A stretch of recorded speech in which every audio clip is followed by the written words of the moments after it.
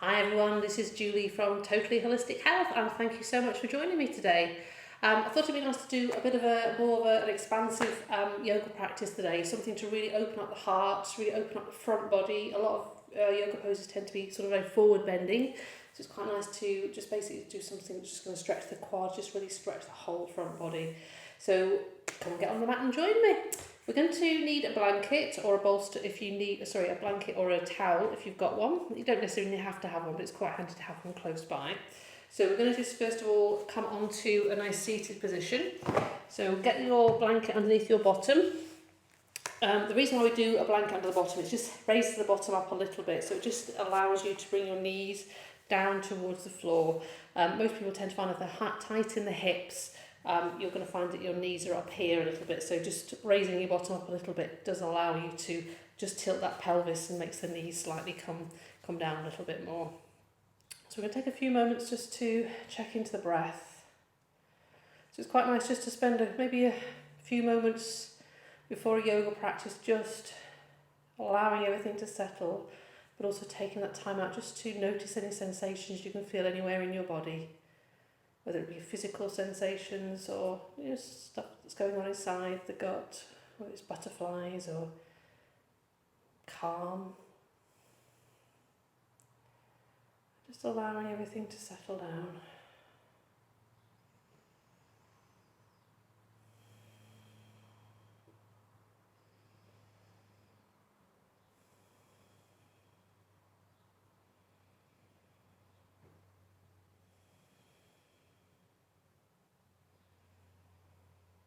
And then when everything's nicely sorted and settled, we're going to first of all do a very gentle twist. So we're going to interlock the fingers in front of us and push the palms away. So as we're pushing the palms away, just try to drop the head down a little bit, so you're really just enjoying that lovely stretch in the top body between the shoulders. And we're going to bring the arms above the head. So if you've got issues with the shoulders, I would probably make sure that you do bend your elbows a little bit. Again, it doesn't really matter if your elbows are up towards the ceiling, or the hands up towards the ceiling, but to make sure that you protect those shoulders. And if your shoulders are okay, you can obviously just do a nice, very gentle, staying nice and tall with your head over the heart and the heart over the pelvis. So gently now we're going to twist round to the right, and then bring the left hand onto the outside of that right knee, and then bring the right fingertips behind. So if you can get your fingertips just behind your bottom, and what that does, it just allows you to really pull yourself nice and tall and just do a very gentle twist round. So the thing we're trying to do here is actually twist the belly rather than the head. So a lot of people just tend to turn the head, but if you just get a nice gentle twist of the belly, it's really nice. So using that hand just to allow the chest to come round. And if you do want to bring the head round afterwards, you can, but that's not essential. Okay, keeping the breath nice and steady. And slowly and gently coming back to centre. So we're going to interlock the fingers again, but what we're going to do is, rather than coming into that natural interlock that you did before, we're just going to come down one finger, so the little finger at the bottom is different from the one you had before, so it should feel a bit strange. Pushing the palms away, again, just bringing the arms above the head, just ensuring those shoulder blades do stay down the back. If you do need to bend the elbows again, that's absolutely fine. Nice and tall, feeling that lovely stretch in the side body. And we're going to twist round to the left now. So bring the right hand onto the outside of that left knee, the left hand coming just as close to the bottom as it can, drawing yourself nice and tall. Just bring that chest round. Again, if the head wants to come round afterwards, it can.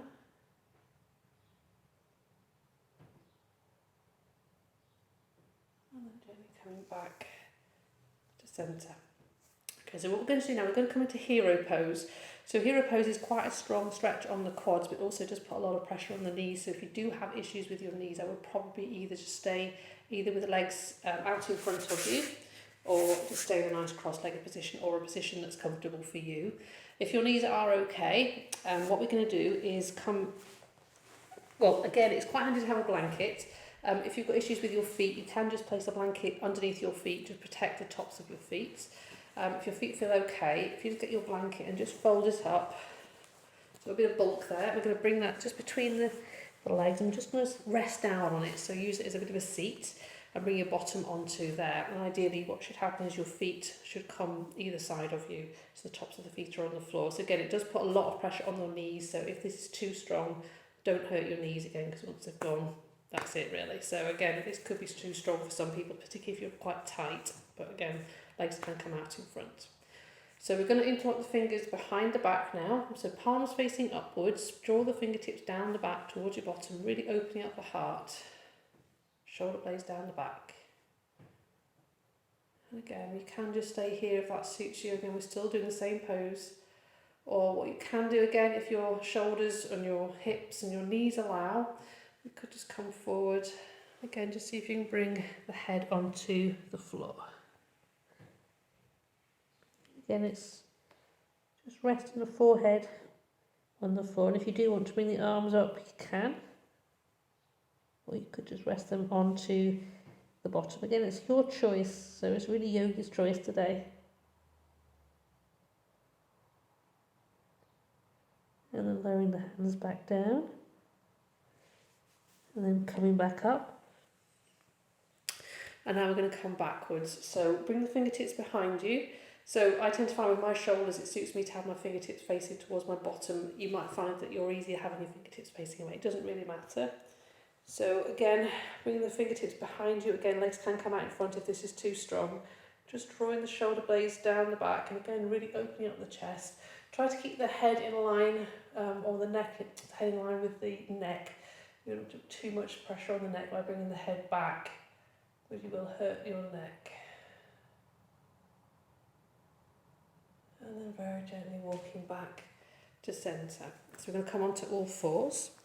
So again, you can still use your blanket underneath your knees if you want to, if you've got issues with your knees.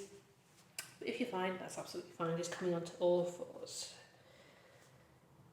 Okay, so we're going to curl the toes under. I'm going to come into a downward dog, so pushing back with the hands, just really opening up the knees, just opening up the body, really just walking out with the feet. Just enjoying that stretch in the body. Again, it's really good just to stretch out those quads and also the back of the legs. And I'm going to bring the feet to maybe that hip width apart. We're going to raise the heels up and then just bring both our heels over to the right. You might find that's quite a strong stretch on the inside of the right leg, but also on the left side of the body.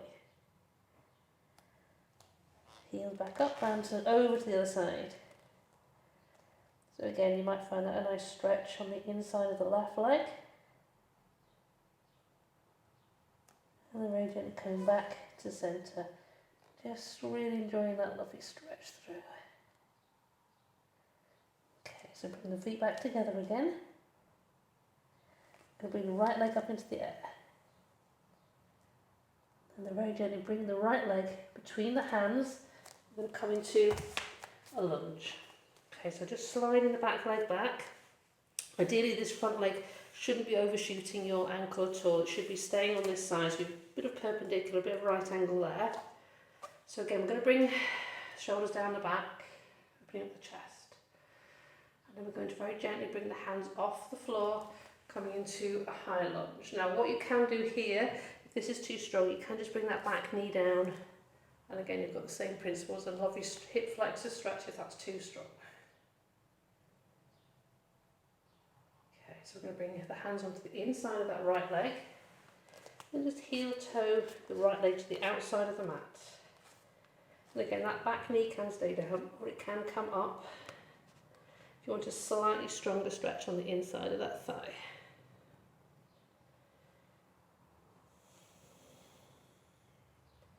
And then we're going to bring the forearms back onto the floor. And again, the knee can be up at the back, or the knee can be down. I personally find it's actually easy to have the knee up, actually. But that's just me. But again, this is your choice, so do what feels right for you.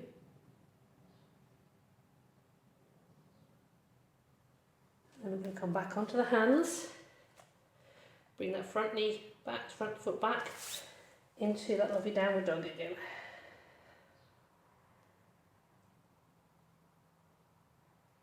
And we're going to bring the right leg back into the air again. And then bring the knee between the hands now. So we're going to just come into a pigeon pose. So just sliding the left leg back. So make sure that back knee is down towards the floor. And again, keeping the chest nice and open, the shoulder blades down the back. Now you should feel a bit of a stretch in that right glute. If you can't feel that stretch, what you need to do is just rotate the bottom leg around a little bit and just allow yourself to just sink down a little bit more.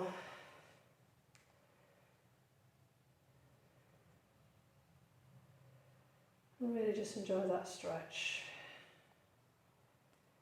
And again, with the yoga practice, it's really down to what feels right for you. So if this feels okay, you can actually just come onto the forearms and just stay and just relax down in this pose for a little bit. But if you want to challenge yourself a little bit more, you can just rotate round to the left, bending that left leg.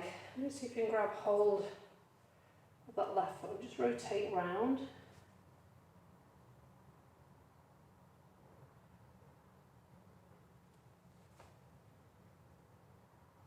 Sometimes it's difficult to stay upright, but there you go. That's the challenges of being a yogi. And then bringing that leg back down. Okay, so we're going to come back up into a downward dog. So curl the back toes under and then just really stretching them out. So just walking those feet out, really enjoying that lovely stretch in the hips. Have a play around with it. Okay, so we're going to bring the left leg into the air to a three-legged dog. Again, just look where you want that foot to go. I'm going to bring that foot through into a lunge between the hands. And again, we're trying to enjoy that lovely hip flexor stretch here. So again, this knee can be off the ground or it can be down. It really depends on you. And if you're happy either way, knee up or knee down. I'm going to bring the hands off the floor into a nice high lunge and push back with the back leg. Okay, just enjoy that lovely hip flexor stretch there. And I'm going to bring both hands on the inside of that left leg and just heel toe that left leg out to the left side of the mat. Okay, so again, you can just stay here in this position if you want to. Again, it's still quite strong in those hips. Or again, the knee can be down if that suits you again. So really just have a play around, see what suits you in this moment. And if you want to come onto the forearms again. And also you might find it's actually easier on one side than it is on the other. I actually used to find the left side used to be easier for me, but it's actually getting more of a challenge now. So it's something I probably need to work with. And again, that back knee can be down if you want it to. And then come back up onto the hands. So we're going to bring that front foot to join the back foot. Come into that lovely downward dog. And again, just really use this time just to stretch out and just have a play. And moving the hips from side to side.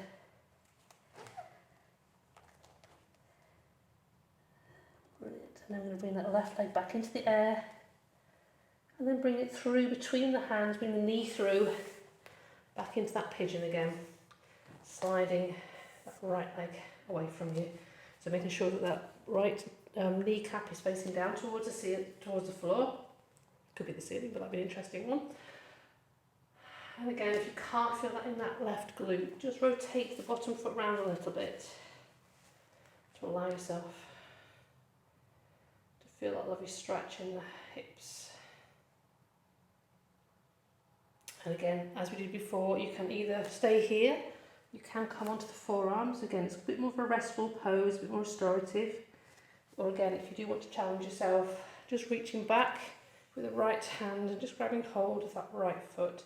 Again, it's a very strong stretch in the quad. So again, it doesn't suit everybody. So don't, if it's uncomfortable, don't try it, don't do it. Or if you're struggling to reach and you want to have a bash, maybe use a belt, or you can use like a dressing gown belt over that ankle just to pull yourself. But again, just be really mindful because it's a very strong stretch. And then bringing the hands back down. So we're going to just bring both our feet together, knees nice and wide. I'm going to just drop down into a nice pose of a child. And just let the head sink down towards the floor. And again here, pose of a child can be as a passive or active as you want it to be in terms of a pose. If you want to be a little bit more active, keeping the head down, You can just, keeping the fingertips on the floor, but just raise the palms up. So again, you've got a lovely stretch in the shoulders there, okay, which is really nice.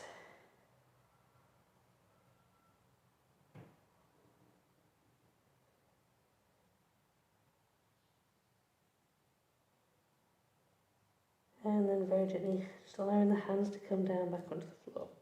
So we're going to come onto our tummies, so just sliding forward onto our tummies. And we're just going to just rest our forehead onto the forearms. Okay, so just allow ourselves just for a couple of breaths just to release and settle. Okay, so we're going to very gently reach back now. With the right hand, just grab hold of that right foot. I'm just going to draw it very gently down towards the floor. And we're not overstretching anything, and obviously being very mindful of those knees. And then releasing that foot. And the forehead back onto the arms. And then reaching back with the left hand, just grabbing hold of the left foot. Again, just drawing it down towards the bottom. And just being really careful how that feels in the knees. We're not overstretching anything.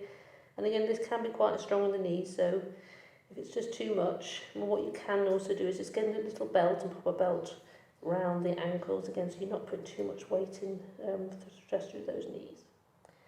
So we're now going to bring both hands onto the feet. So try to keep the arms nice and strong. Sorry, straight and strong, shoulder blades together. So what we're going to do is we're going to push away with the feet. Really see if you can bring the chest off the floor. So this is actually coming from the legs and the feet.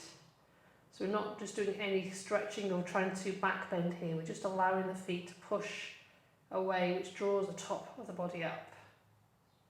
And then just allowing ourselves just to rest down. Okay, we'll try it one more time. Push away with the feet and raise the top half of the body up. Again, you're opening up the heart. Make sure you're breathing correctly. Really carry on with the breath. Don't holding on to the breath. And then very gently releasing after that. We're going to push back into a pose of a child again. So again, the knees can be nice and wide. Just allow yourself to sink down. Get a really lovely counter pose for something like a nice bow pose.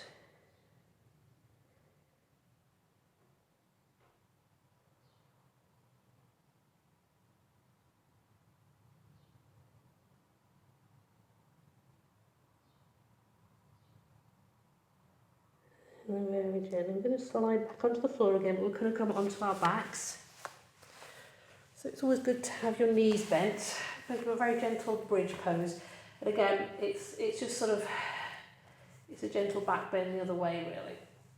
So bringing the feet underneath, the feet underneath your knees. Very gently, just going to just tilt the pelvis. So tilting the pelvis up towards the ceiling, and we're going to allow the bottom to come off the floor. So you're actually pushing down with your feet, allowing the bottom to come off the floor. And slowly, again, engaging that core, just allowing the bottom to come down one vertebrae at a time. Just tilting the pelvis up, down towards the floor. So again, tilting up towards the ceiling, pushing down with the feet up, very gently allowing the bottom to come off the floor. And then lowering back down again. Really controlled.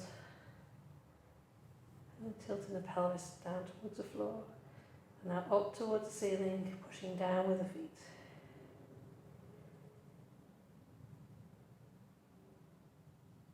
If you want to, you can just bring the shoulder blades underneath the back a little bit more. Just see if you can hold onto your heels. Again, it's not a necessity to do that, but if it does feel okay. Slowly releasing back down. And I'm going to bring the knees in towards the chest. So do some really nice gentle circles with the knees. And that's a really nice massage for the lower back.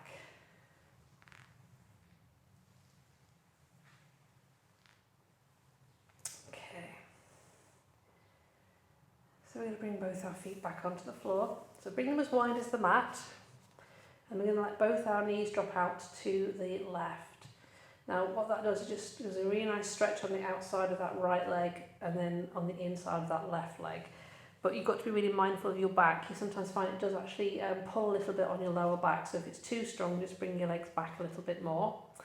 Or if you do want to increase that stretch, you can bring that left foot on top of that right knee and just draw the right knee down slightly stronger towards the earth. But again, as soon as it starts to hurt the back, just releasing that foot off the knee. And then gently coming back to centre, dropping both legs out to the right. And again, you might find it feels different this side. Again, if you're only pulling on the lower back, just release out of this. But we're going to bring the right foot onto that left knee, just drawing the left knee down towards the floor. And again, you should have a nice stretch on the outside of that left leg.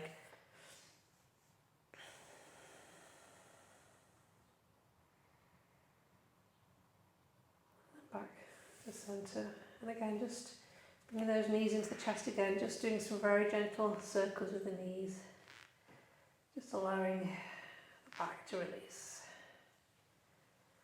And then very gently and slowly, we're just going to finish our practice. So we're just going to roll onto our side and then come up to seated. So again, you can sit down into a cross-legged position like we did to start off with. Or you could just come into Shavasana and just have 3 or 4 minutes just with the breath, just to allow things to settle. Shavasana is really nice at the end of a practice, just to really let everything ground down, so you can just really notice those sensations in, just let everything integrate a little bit more. But if you're stuck for time, again, just coming up, making sure you come into a nice upright position. And again, just drawing the shoulders down away from the ears and just coming into that lovely calm breath.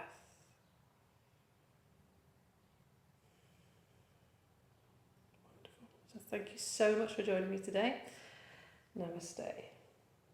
And again, if you want to subscribe to my YouTube channel, please feel free. I'll just put the link underneath. But until next time, I'll see you soon. Bye.